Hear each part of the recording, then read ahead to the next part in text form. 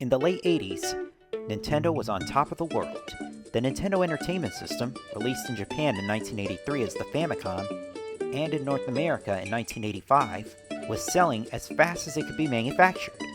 In 1986, Nintendo of America packaged a control deck set with Super Mario Bros. In 1988, Super Mario Bros. 2 became the hottest Christmas gift in North America, and Super Mario Bros. 3 was getting ready to roll out. However, competition was approaching. Sega and NEC were ready to launch their 16-bit systems in North America. Meanwhile, Nintendo's R&D 1 team thought of a way to take video games on the go, but not in the way of the Game & Watch or Tiger's electronic handhelds. They wanted a portable version of the Nintendo Entertainment System. Gaming Delight presents its retrospective on the Nintendo Game Boy.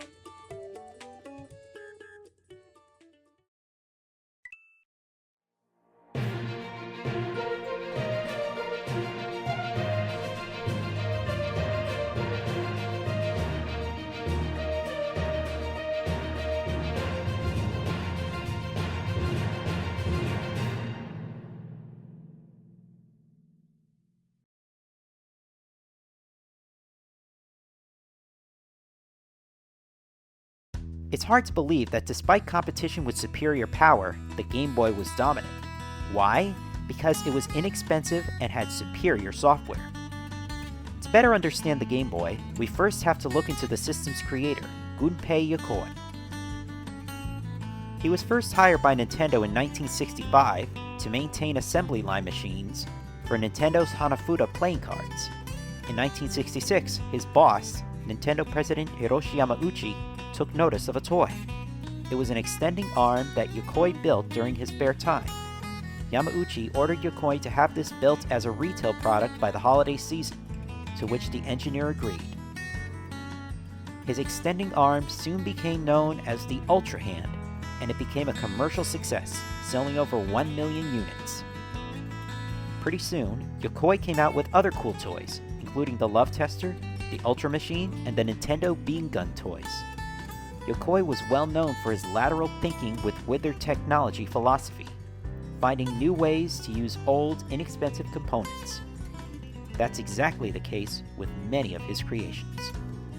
After the oil crisis of 1973, demand for toys and physical games was waning, and Yokoi, and ultimately all of Nintendo, shifted their focus towards arcade games.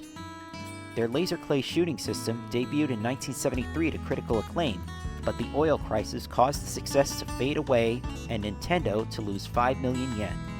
In 1974, to save the company from bankruptcy, Hiroshi Yamauchi had the laser clay shooting system repurposed as a smaller and more cost-effective simulation game. Sales started out slow, but soon got Nintendo out of financial debt. It's often stated that Yokoi's beam gun version of Duck Hunt was inspired by the laser clay system. Around the same year the laser clay system was released, Nintendo released Wild Gunman, a full-motion electromechanical arcade game that utilized a 16mm projection screen and a light gun. It became the first ever full-motion video game. Pretty soon, Nintendo would switch from electromechanical games to video arcade games, which was starting to surge in North America with the popularity of Atari's Pong. Among the games Nintendo brought to arcades, EVR Race, Computer Othello, Block Fever, Space Fever, Sheriff, Space Firebird, Helifire, and Radar Scope. Meanwhile, Gunpei Yokoi was traveling on a bullet train when he made a pleasant discovery. He saw a businessman playing with a calculator out of boredom. Then he had an epiphany. He thought of a watch that would double as a time-killing miniature game machine. He pitched his idea to Yamauchi, who discussed the idea with the CEO of Sharp at a business meeting. Later that week, Nintendo and Sharp gave Yokoi the okay to make his idea a reality. On April 28, 1980, Nintendo's first Game & Watch, Ball, was released in Japan. More units with different games soon followed, and before Nintendo of America had a wider distribution network, Nintendo licensed the handheld games to other companies for a Western release, such as Mego, who released them under the name Timeout. Nintendo eventually became the sole distributor for the Game & Watch worldwide, and they ended up selling over 43 million units. All the while, Gunpei Yokoi, along with designer Shigeru Miyamoto, came up with the latter's first big hit, Donkey Kong. The game hit arcades in 1981 to widespread acclaim. Yokoi would go on to produce and/or create many other Nintendo products of all sorts, such as the Donkey Kong Jr. and Mario Bros. Arcade games, the Famicom Light Gun or NES Zapper, 4 NES Light Gun games, the Famicom Controller, Rob the Robot, and the iconic D-pad. By 1984, popularity for the Game & Watch in Japan started to wind down. The family computer, or Famicom, released a year earlier, was selling like hotcakes. Nintendo's Research and Development 1 team, led by Gunpei Yokoi, was ready for a successor to the Game & Watch, but not just as a device with an LCD screen that played simple games. R&D 1's Satoru Okada thought that this successor should be more like the Famicom, a handheld system that played games using interchangeable cartridges. Gaming Delight will return in a moment. Game Watch! Game Watch! Game Watch! Game Watch! いつでもゲームウォッチ、どこでもゲームウォッチ、誰でもゲームウォッチ、ゲームウォッチ。ジャッジ、ボール、バーミン、ファイヤー、マイクロコンピューターを使ったゲームウォッチ。ゲームをしないときはデジタル式クォーツ時計です。ゲームウォッチ。コンパクト？ No。ゲームウォッチマルチスクリーン。シガレットケース？ No。ゲームウォッチマルチスクリーン。上下2つのスクリーンで1つのゲーム。下から上へ、上から下へマルチに展開。ドンキーコング。オイルパニック。スクリーンが2枚で楽しさ3倍。ゲームウォッチマルチスクリーン。 Adventure is on the horizon. Stanley's going buggy. Mario Brothers have their hands full, and Donkey Kong's going ape. It's rough seas for Popeye, and Snoopy's got to get on the ball. But you can help. You got Nintendo Game & Watch. That's pocket power. Widescreen or multi-screen games you can play indoors or out. They tell you the score and even the time. They're pocket power. They're Game & Watch. 14 in all, only from Nintendo. The concept for a cartridge-based handheld wasn't really new. In 1979, Milton Bradley released the Microvision, the very first handheld game system to use cartridges. However, the small screen, lack of support, a small library of games, and several issues with the hardware ultimately doomed the system within 2 years. Okada figured the Game & Watch successor would work around the Microvision's limitations. As to the screen, at first, R&D 1 approached Sharp, the same company that supplied the screens for the Game & Watch, as well as the solar cells for the Beam Gun toy line. R&D 1 wanted Sharp to provide the screens for the new handheld, but their prices were steep. The team then turned to several other LCD manufacturers. Eventually, Citizen, a manufacturer of calculators and watches, proposed an inexpensive liquid crystal display for the handheld. But Nintendo asked Sharp if they could come up with something just as cost-effective. Eventually, Sharp was given the right to create the handheld's display. Surprisingly, according to R&D 1's Yoshihiro Taki, Citizen would eventually provide screens for Sega's handheld Game Gear. However, Citizen never confirmed it. Even during the system's development, software publisher Epix, facing hard times due to the aging Commodore 64, turned to Nintendo to sell their own concept of a portable console with a color screen, known as the Handy. Nintendo declined, R&D 1 having already come so far into developing their handheld system. Epix eventually sold the Handy to Atari Corporation, who would later release it as the Atari Lynx. To keep the price down, Nintendo's handheld was given no backlight and the screen was entirely grayscale, under a tint of olive green. The screen had a resolution of 160 by 144 pixels. Sharp not only provided the screen, but the sound chips and CPU. Satoru Okada assisted with the development of the CPU, which was based on an Intel 8080 and a Zilog Z80. It clocked in at 4.19 MHz.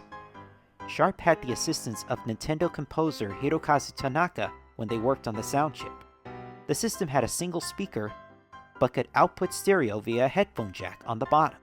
On top of the system was a power switch. On the back was the cartridge slot on top, and the compartment for 4 AA batteries below. On the sides were dials. The one on the left adjusted the contrast, and the one on the right adjusted the volume. Also on the right side was a port for a link cable, which would allow for multiplayer gameplay. The left side also had a DC input for a power adapter or a rechargeable battery pack, which would eliminate the need for batteries. On the front, to the left of the screen was a red light that would dim whenever the batteries ran low. Below the screen were buttons similar to those on the Nintendo Entertainment System controller, the D-pad on the left, A and B buttons on the right, and start and select buttons on the bottom. The handheld was given the code name Dot Matrix Game, hence its model number DMG01. Several employees at Nintendo poked fun at the handheld's limited capabilities, often giving it the nickname Dame Game, Dame meaning hopeless in Japanese. R&D 1 eventually gave the handheld a new name, Game Boy. It's often said that the name was meant to be a play on Sony's line of portable audio players, Walkman. It's also been said that the name came from Game Boy Magazine, a video game publication in Japan that debuted in 1985, but never got an official trademark for the name. R&D 1 had notified the magazine that they would be using the name for their handheld, so to avoid any legal action, they offered to purchase advertising for each future issue. By 1987, despite a momentary cancellation, the Game Boy was approved by Hiroshi Yamauchi, and later that year, it was unveiled and showcased in trade shows. After getting approved by the FCC, in January of 1989, production of the Game Boy began. That same month, during a press conference, Nintendo announced that they expected to produce 300,000 units each month and touted its battery life of at least 15 hours on 4 AA's and its price point of 12,500 yen. It was also to be packaged with headphones and batteries. On April 21st, 1989, Nintendo finally released the Game Boy in Japan. 4 games came along with it: Yakuman, a mahjong game; Baseball, a simple, self-explanatory sports game; Alleyway, a clone of Atari's Breakout; and Super Mario Land, a platforming game featuring Nintendo's mascot. Within 2 weeks, Nintendo sold out their entire first shipment of 300,000 Game Boys, just as they had expected. Its low price tag, long battery life, and quality software were each a major contributing factor. Even though the Game Boy was a hit, a worldwide chip shortage was threatening its success, but that hadn't mattered. Nintendo soon made plans to launch the Game Boy in other territories. North America was their next target. Gaming Delight will return in a moment.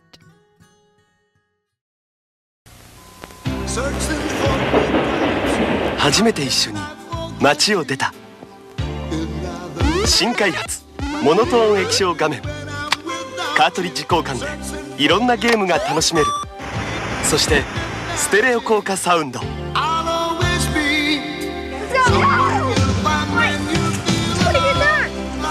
ハンディゲームマシン、ゲームボーイ。君とならどこまでも。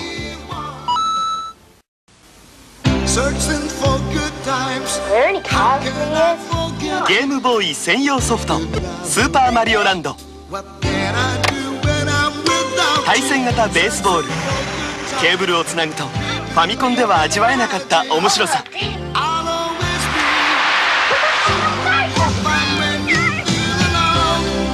ゲームボーイ専用ソフト。とことん付き合える仲間がいる。It may be the most addictive toy in history, and it's definitely the hottest thing this Christmas. Nintendo video games. They first arrived from Japan 3 years ago, and now millions of American kids are hooked and mesmerized. When they do stop to talk, it's in a language only they understand. By 1989, Nintendo of America was riding high on the success of the Nintendo Entertainment System, which had launched in New York and New Jersey in October of 1985. In 1988 alone, over 7 million consoles were sold, faster than the amount of Commodore 64 units sold in its first 5 years on the market. One major factor in the success of the NES was Super Mario Bros., the game was packaged with the system since its nationwide rollout in 1986.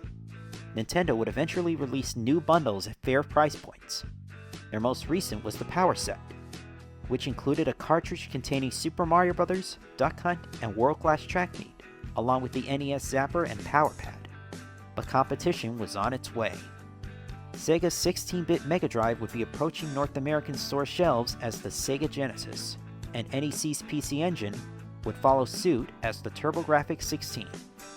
But that didn't deter Nintendo, as they were still riding high on the success of Super Mario Bros. 2, which hadn't been out for a full year in North America, and hype for Super Mario Bros. 3 was building.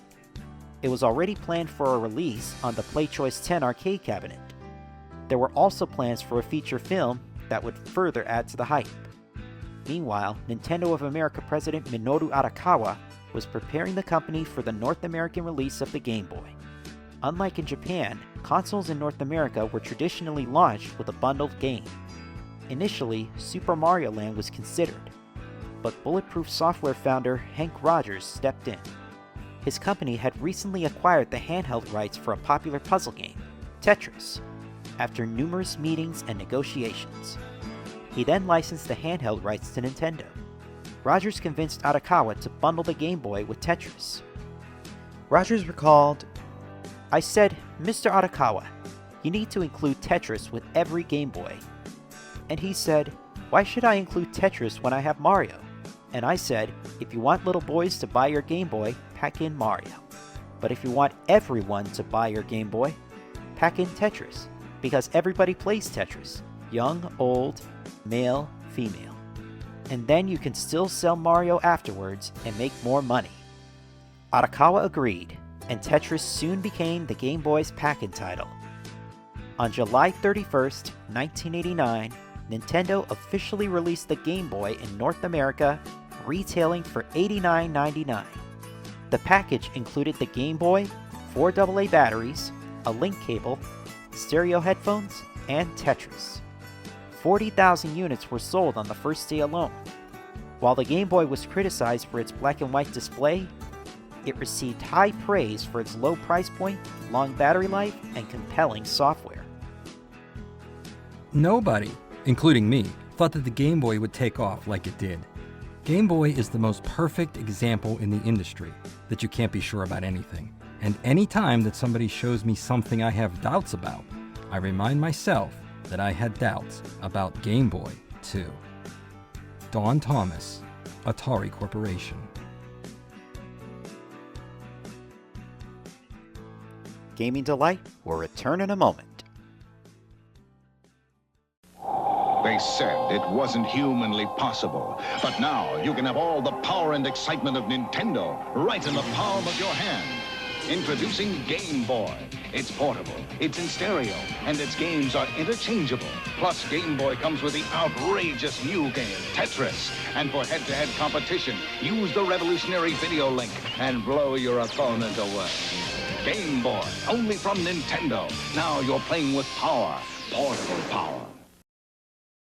Dad, look, here's all the Nintendo. You said you'd get me Game Boy. I said I'd think about it. Well... Okay, you can have it. Thanks. Dad, I just want you to know, you and Mom can play with it whenever you want. You're spoiling me. The Martians are coming! Yes, and Mario is your only hope. Team up with him in Super Mario Land. Guide him on the Nintendo Game Boy. Challenge the mysteries and terrors of ancient Egypt. Battle all the horrors of the deep. Master lots of weird worlds to give Mario a happy ending and make your world a better place. Super Mario Land and other exciting games for Game Boy. Nintendo, now you're playing with power, portable power. The Game Boy launched with 5 games: Tetris, the pack-in title, Baseball, Alleyway, Tennis, and Super Mario Land. Let's take a look at each one. Tetris has had quite the road to make its way to the Game Boy.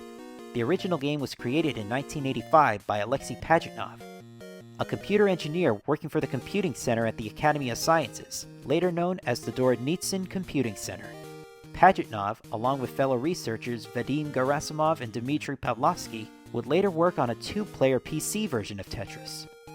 Eventually, Andromeda Software's Robert Stein would receive the rights to release Tetris on home computers for 10 years, while Electronic Org Technica, or ELORG, the Soviet Union's organization for importing and exporting computer software, received royalties. The game would soon find its way to PCs in January of 1988 by Spectrum Holobyte in North America and Mirrorsoft in Europe. On December 22, 1988, Hank Rogers' Bulletproof Software released Tetris for the Famicom in Japan. It went on to sell over 2 million copies, making it the company's best-selling game. But of course, to obtain the console rights in Japan, Rogers had to go through Atari Games, which had already bought the console and arcade rights to Tetris, unbeknownst to ELORG. In May of 1989, Atari Games, through their subsidiary Tengen, would also release their version of the game for the Nintendo Entertainment System as an unlicensed cartridge. However, ELORG felt the home console rights weren't legally obtained, as they explicitly stated that Mirrorsoft only had the rights to release Tetris strictly on home computers. The Famicom/NES didn't count. Thus, ELORG gave the home console rights to Nintendo. As a result, Nintendo sent a cease and desist to Atari Games, stopping them from distributing their version of Tetris. This led to a lawsuit between the two companies. But by the summer of 1989, the judge ruled that Nintendo had officially owned the home console rights to Tetris. Afterwards, Atari Games recalled all unsold copies of Tetris and destroyed them. Under 100,000 copies had already been sold. In November of 1989, Nintendo released their own version of Tetris on the NES. Over 8 million copies would be sold. As for the handheld rights, well, Robert Stein and Mirrorsoft manager Kevin Maxwell, son of Robert Maxwell, head of the Maxwell Corporation, which owned Mirrorsoft, tried everything in their power to obtain them, but ELORG president Nikolai Belikov had already signed the contract, giving Nintendo and Hank Rogers the handheld rights to Tetris, with an offer of $5 million. When Stein caught wind of it, he was stupefied. When Kevin heard the news, he was ticked. He sent a fax to ELORG stating they were in breach of his agreements. He then relayed the news to his father, who was also in fury. Robert passed the news on to Soviet Union General Secretary Mikhail Gorbachev, but Gorbachev had bigger fish to fry. The USSR was approaching collapse. He told Robert not to worry about Nintendo, and therefore the Maxwells and Mirrorsoft waved the white flag on their fight. The thing is, ELORG had sent a fax to Kevin Maxwell, and that if he responded with a counteroffer within 24 hours, he'd have a chance. But the fax was sent to his home in England, while Kevin was in Russia the whole time, anticipating a meeting with ELORG. But by the time he got home and found the fax, he was too late. So you see, there were tons of legal hurdles to go through for Hank Rogers and Nintendo to get the handheld and home console rights for Tetris. We'll talk about Nintendo's version of Tetris in a later video, but right now, let's get to the Game Boy Tetris. Finally! It was released in Japan on June 14, 1989, nearly 2 months after the system's Japanese launch. As stated earlier, Rogers convinced Nintendo to bundle the Game Boy with Tetris in hopes that it would help the system appeal to a broader market. It worked. Now, the game concerns the 4 square blocks known as tetrominoes, which a player drops to the bottom. The object is to make a whole row with no gaps to make the blocks in that row disappear so as to score. The more rows completed, the more points scored, for a maximum of 4 rows. This requires a straight long bar, known as the eye, inserted vertically into the pile of blocks. This move is called a Tetris. Tetris has 2 game modes. Game Mode A is an endless game, allowing you to start from any level 0 through 9 and complete as many lines as possible. The higher the level, the higher the points, and the faster the game goes. Top out at any time, and the game is over. Depending on your final score, the ending you get varies. Each ending features a rocket lifting off. The best ending features the Buran, Russia's answer to the US space shuttle. In Game Mode B, you choose not only a starting level, but a garbage height as well. Clearing 25 rows before topping out wins the game and scores you accordingly. Doing so on level 9 shows a different ending with musicians and dancers performing, depending on the garbage height. The higher the height, the more performers. Clearing the highest difficulty gives you the whole band of performers as well as the best rocket ending for Game Mode A. Now for the 2-player mode, which features a fun little Easter egg. One player takes the role of Mario and the other takes Luigi. Completing a row adds garbage to your opponent's side, with a straight gaping hole to the bottom row. The game ends when a player tops out or clears 30 rows. The first player to win 4 games wins the match. Good lord, what have they done to you, Luigi? Those eyes, that nose, it's hard to look away.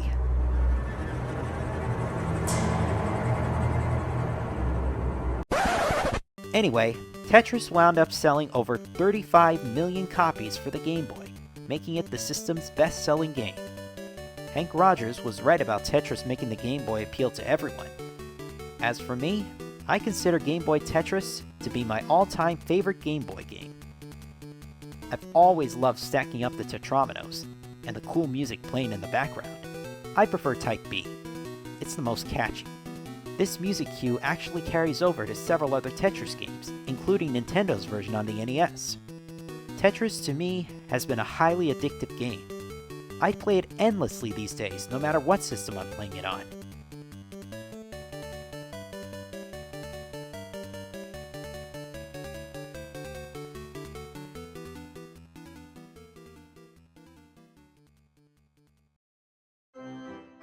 Just like the NES launch, the Game Boy was given baseball as a launch title as well.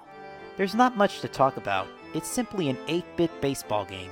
But unlike the NES game, Mario is actually in this game. Well, at least on the North American cover. Mario plays for the Bears and Luigi plays for the Eagles. Both are pitchers, but every catcher in the game pretty much looks alike, so it's hard to determine if any of them are Mario or Luigi. But seeing as Mario is on the cover and the Mario names are in the game, I'll count it. But do any of you?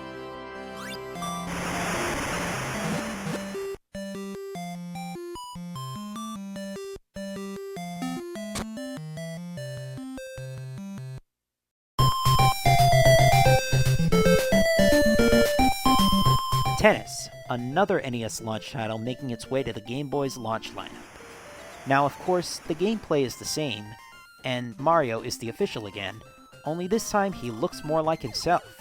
Plus, you can barely see him on the North American cover. Now, this version is a huge improvement over the NES version, mostly in graphics, but for me, the gameplay is no less complex than the NES version. I had a rough time getting footage of a winning game for this video. But those into sports games, I recommend checking this out.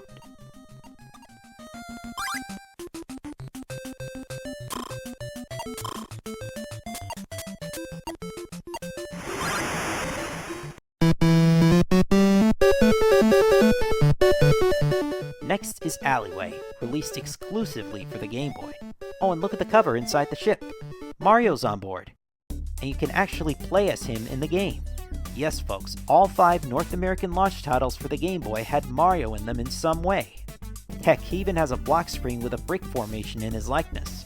Later stages would also feature bricks made in the likenesses of Mario characters. Now, in the game, you control Mario as he pilots a spaceship, bouncing a ball to wipe out bricks, similar to Breakout. The game is simple. Clear every brick, and you advance to the next stage. The first level is the standard normal block screen. The second is the scrolling block screen, in which the blocks scroll left to right. And the third is the advanced block screen, in which the bricks come down slowly after destroying bricks, often revealing more. After clearing 3 stages, you'll play a bonus level in which you destroy brick formations that resemble Mario characters to gain bonus points. In the bonus levels, you don't have to worry about the ball bouncing off bricks, they just plow right through. After the bonus stage, the rounds repeat with new formations. I consider this my 3rd favorite Game Boy launch title, mainly for the Mario references and its similarities to Breakout. I've always loved that game and its numerous clones, but there's still one launch title left, one that never leaves my memories.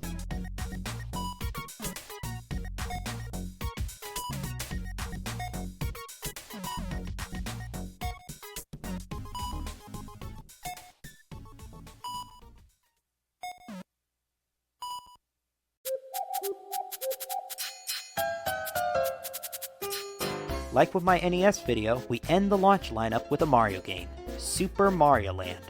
In the game, you guide Mario through 4 worlds of Sarasaland, which has been taken over by the aliens Tonga, who also kidnapped their princess, Daisy.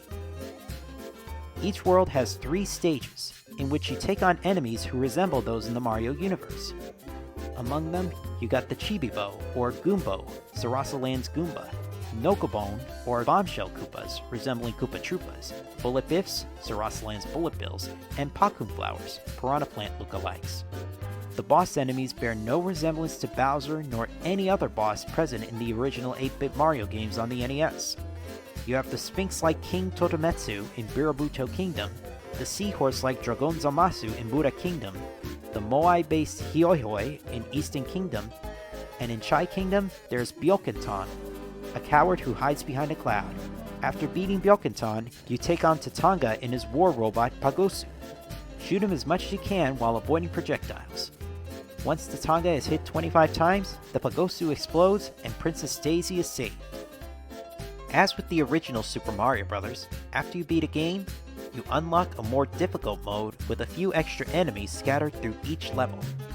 Compared to that of Super Mario Bros., Super Mario Land's hard mode isn't nearly as difficult. After you beat this mode, you unlock a level select option. Without a save feature, you'd have to start over again after you've turned off your Game Boy. Now what's interesting about Super Mario Land is that Shigeru Miyamoto had no involvement whatsoever, a first for the series. And why? Because the Super Famicom was in development, as well as the next installment of the Super Mario franchise. With Miyamoto occupied with the new 16-bit system, R&D1, which was already developing other launch titles as well as the Game Boy, landed the development job.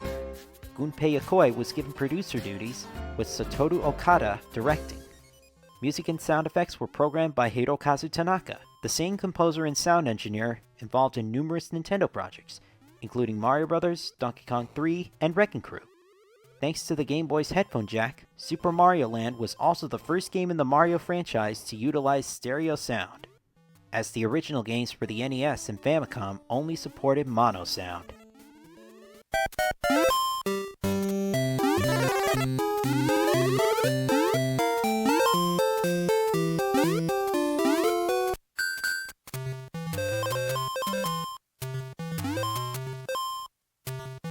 Upon release, Super Mario Land received raving reviews and strong sales. Over 18 million copies were sold, making it the 4th best-selling game on the Game Boy.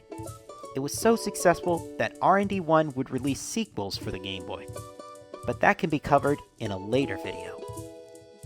I recall back in 1993, my parents got me my original Game Boy bundled with a copy of Tetris. They also got me a copy of Super Mario Land.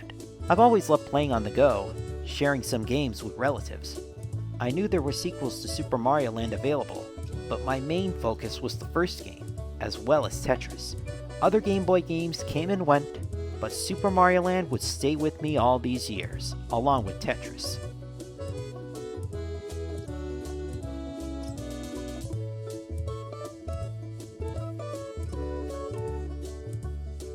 Gaming Delight will return in a moment with a special guest. Obey me, Wario. I am your master. Mario is your enemy. The wicked imposter Wario has cast an evil spell over Mario Land. Don't let Mario get the 6 golden coins. Don't let Mario reach the palace. This is the biggest, most dangerous, most challenging Game Boy adventure yet. Obey Wario. Destroy Mario. Don't fall under Wario's evil spell in Super Mario Land 2, only on Game Boy.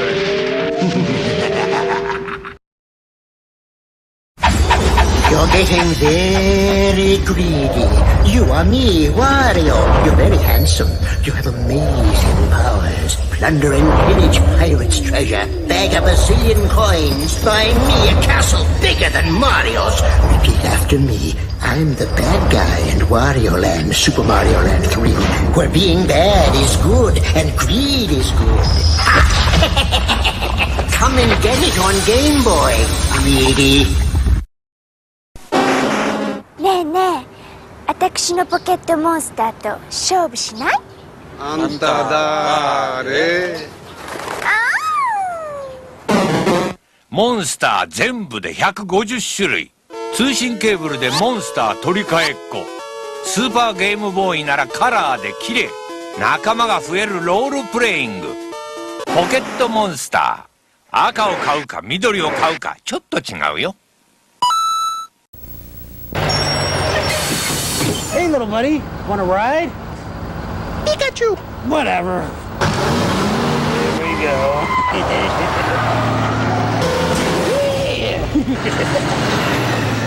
Yeah, oh yeah.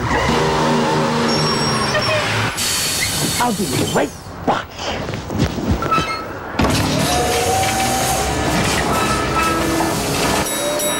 When can you catch all 150 Pokemon?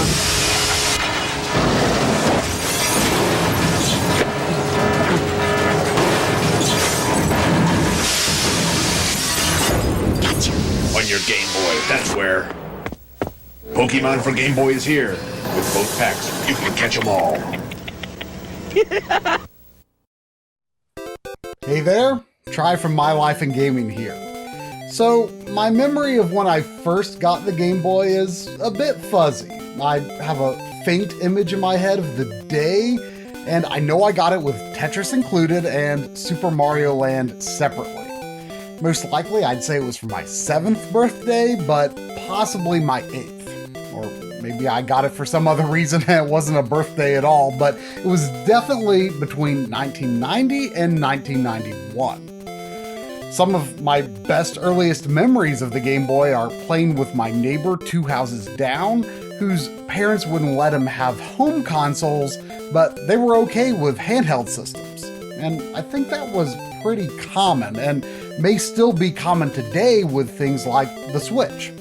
I think for some parents, part of the reason was either not wanting the sole TV in the house to be occupied, or a fear that games would damage the TV somehow. But I also think that some parents just thought of Game Boy differently than they thought of consoles for some reason. Like, I have this memory where I was grounded and my parents said I couldn't play Nintendo, which, you know, that's what most of us called the NES back then. And I asked if I could play Game Boy, and they said, sure. Kind of a silly distinction, but hey. Although I say I enjoyed playing with my friend, but I only ever remember doing anything like Tetris link cable play once, maybe twice. But mostly we just enjoyed playing each other's games while hanging out in the backyard, and I played his copy of Kirby's Dream Land 1 so much that it never seemed worth spending money on my own copy back then, and I never got my own until more relatively recent years. I remember going to stay at another friend's house for the first time, and I thought, hey, maybe we can play some Game Boy, and I asked, hey, do you have one? And he said, no, I have Game Gear. And I thought that meant, no, I don't have a Game Boy, but I do have gear for Game Boy, like accessories for Game Boy, but no Game Boy, which that made no sense to me. Why would you have that? So I was really confused until I saw what he had and realized it was a completely different system. I also have a distinct memory of getting Super Mario Land 2 at Toys R Us and then eating at O'Charlie's with my mom. And that was the first game that I ever saved the box for. I have it right here. And it was also the first game that I ever had with battery backup.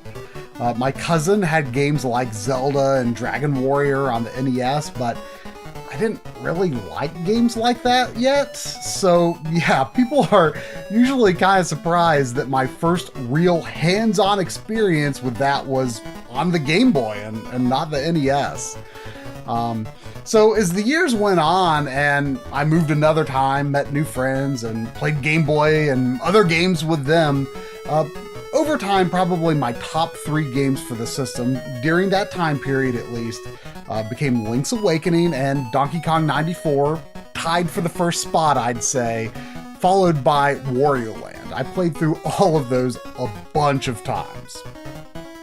I did start to get pretty tired of the Game Boy over the years, though. I continued to play it and get more games for it and enjoy those games, but I was getting tired of it, you know? And especially as I got a Super Nintendo and then an N64, games were becoming more and more advanced, but Game Boy was stuck as this monochrome thing, this 8-bit thing that was still lagging behind. It got some shots in the arm along the way, like, you know, the Super Game Boy was and still is one of my absolute favorite things, and Game Boy Pocket was a really nice refresh, and then there was Pokemon, of course, although my interest in that kind of died out for a long time after the first game. Game Boy Color ended up being a bit of a disappointment for me because the colorization of older games was much worse than Super Game Boy, and to this day, I still feel that its exclusive library is pretty weak, you know, with some bright spots, of course. I'd definitely say that from 1998 onward, I was feeling pretty over the Game Boy and Game Boy Color for the most part, but you know, what else was I going to do for gaming away from home? So, you know, I enjoyed them still. So I was really ready for Game Boy Advance in 2001. That's the first system I ever bought on day one, and it was just incredible to see roughly Super Nintendo quality gaming on a handheld.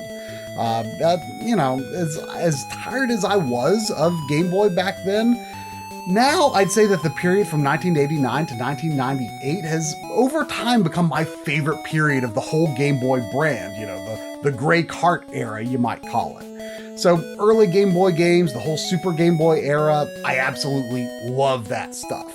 And you can see behind me that it's now one of my favorite systems to hunt for games for and discover new to me games.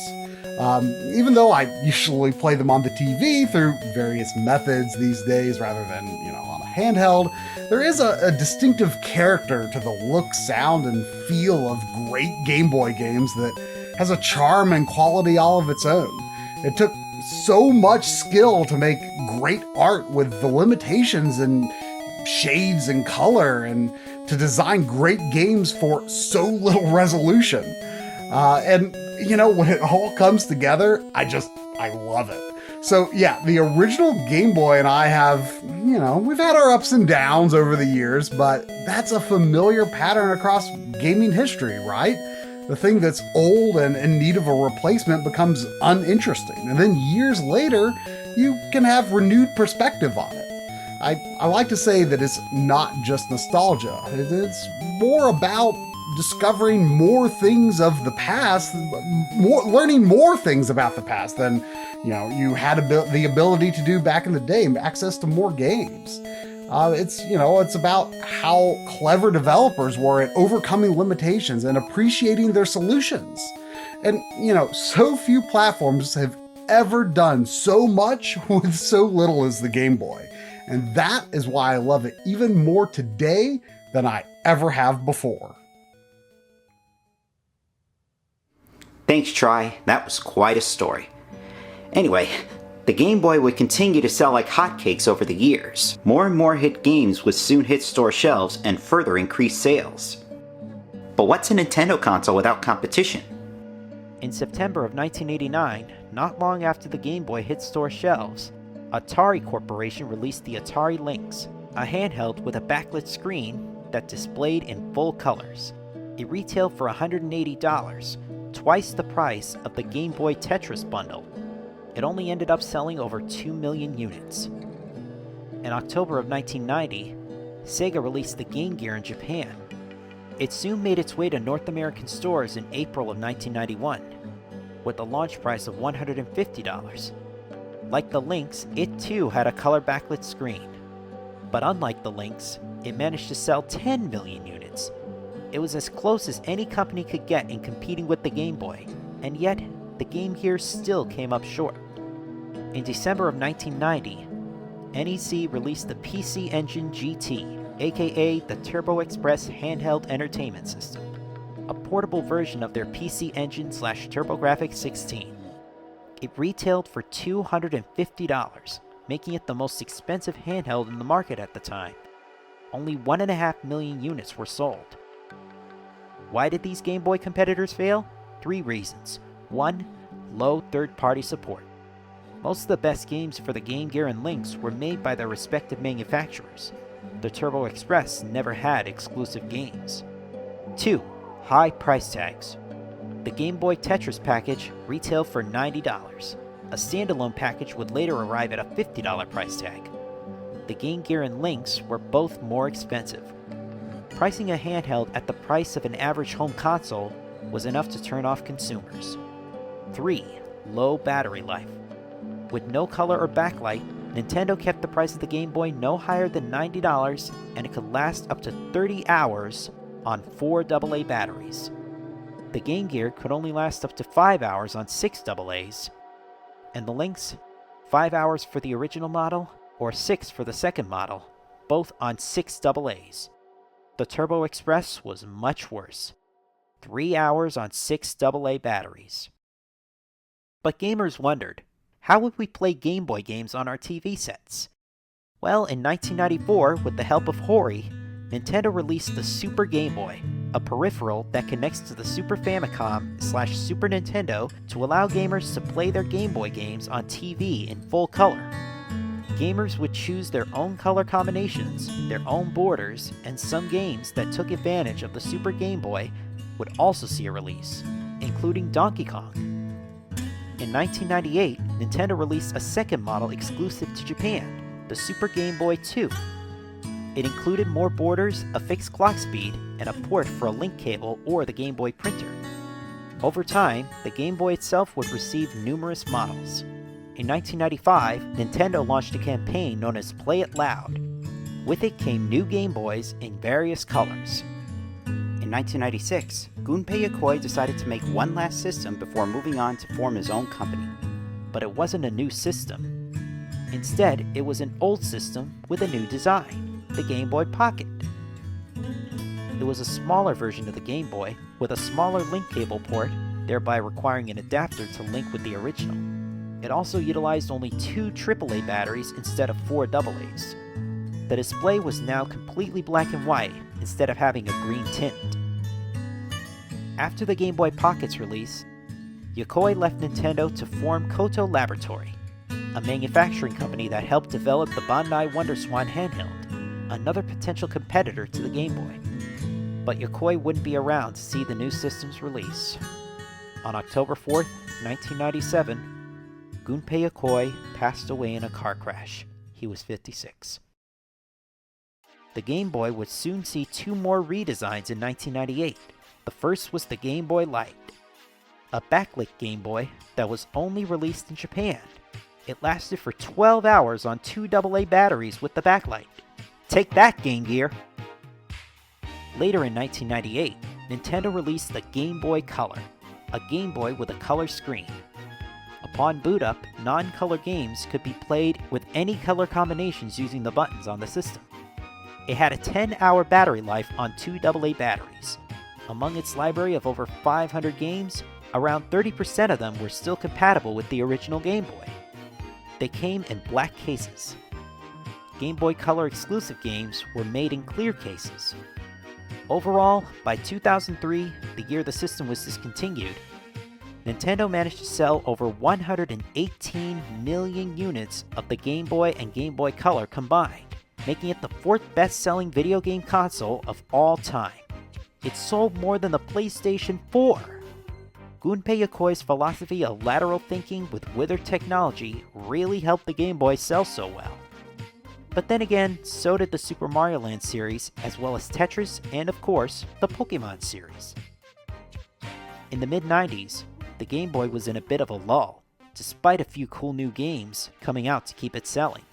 But by the release of Pokemon Red and Green in 1996, sales resurged. Pokemon Red and Blue's release in North America further reignited the flames.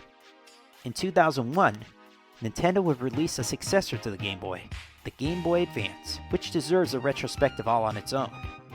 The handheld has a 32-bit processor similar to the Sega Saturn and Sony PlayStation, and was backwards compatible with the Game Boy and Game Boy Color. 2 years later, in 2003, a smaller version of the device was released, the Game Boy Advance SP. It was the first Nintendo handheld with a built-in rechargeable battery. It also came with a frontlit screen that you could choose to turn on or off. That same year, Nintendo released a peripheral for the GameCube, the Game Boy Player. Using a startup disc, or certain homebrew methods, this device can play anything that the Game Boy Advance can, but doesn't utilize the Super Game Boy enhancements. It does, however, have rumble support for certain GBA games. More on this in a future video. And let's not forget the Game Boy's accessories. You have the Light Boy, a device from Vic Tokai that illuminates and magnifies the Game Boy screen. There's also the similarly functioning Handy Boy from Joy Plus, which also adds external speakers. Let's not forget the link cable for the 2-player action and the 4-player adapter, which came packaged with F1 Race. Then you have the rechargeable battery pack, which eliminates the need for AA batteries. And how about the Game Boy camera? Before cameras on phones and selfies became a thing, this was the smallest digital camera on Earth. It could also manipulate photos, and the Game Boy printer could print out the photos. Even with the Game Boy Advance on the market, Nintendo continued to support the Game Boy until it was discontinued in 2003.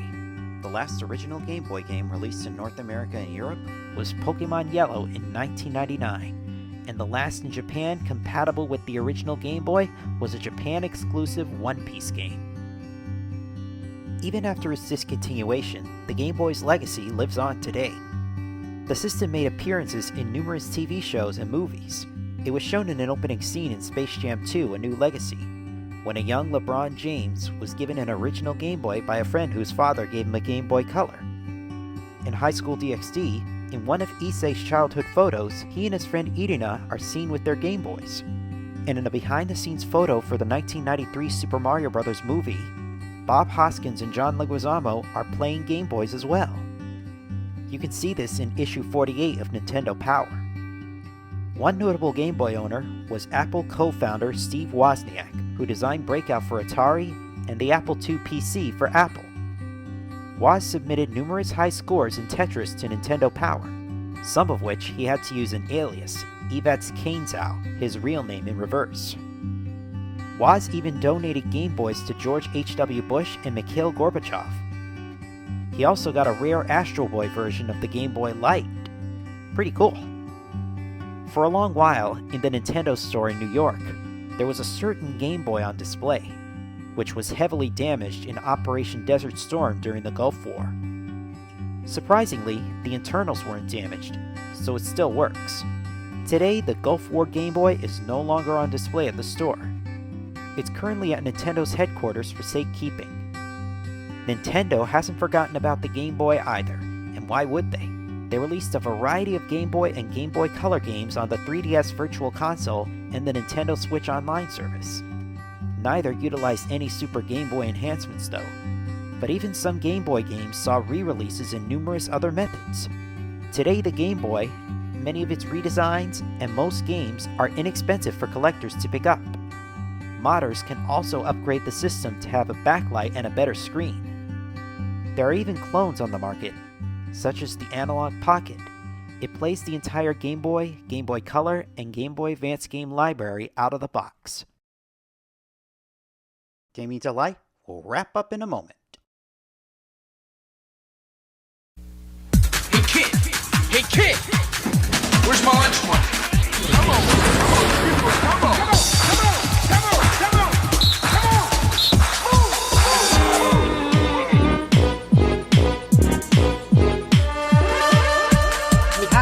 Flossing! You haven't been flossing! Get that drill!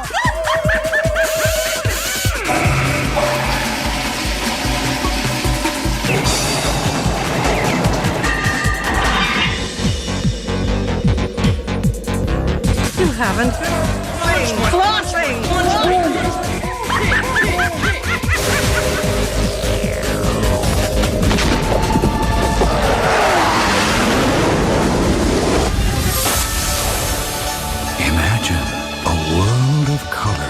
Each and every Game Boy game.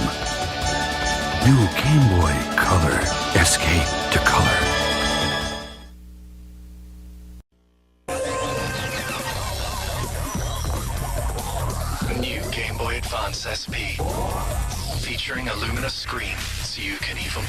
dark. There's a rechargeable built-in battery. It plays your favorite Game Boy Advance titles. And it's compact, so it's ready to go. Well, we've reached the end of our Game Boy retrospective. Since the system's release, Nintendo never lost their foothold in the handheld gaming market. The Game Boy and Game Boy Color walloped the Game Gear and Lynx. The Game Boy Advance had virtually no competitors. The Nintendo DS almost met its match with the PlayStation Portable, only to outsell it nearly 2-1.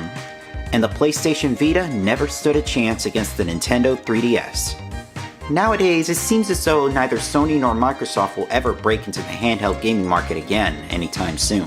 Sony's PlayStation 5 and Microsoft's Xbox Series are all they got to compete with the Switch, but neither is even halfway there. The Switch has already outsold the Game Boy, but will it overtake the PlayStation 2 and Nintendo DS? Well, we'll see. Once again, a special thanks to Try from My Life in Gaming for providing his input on the Game Boy. Thanks again for watching Gaming Delight. Until next time, happy gaming!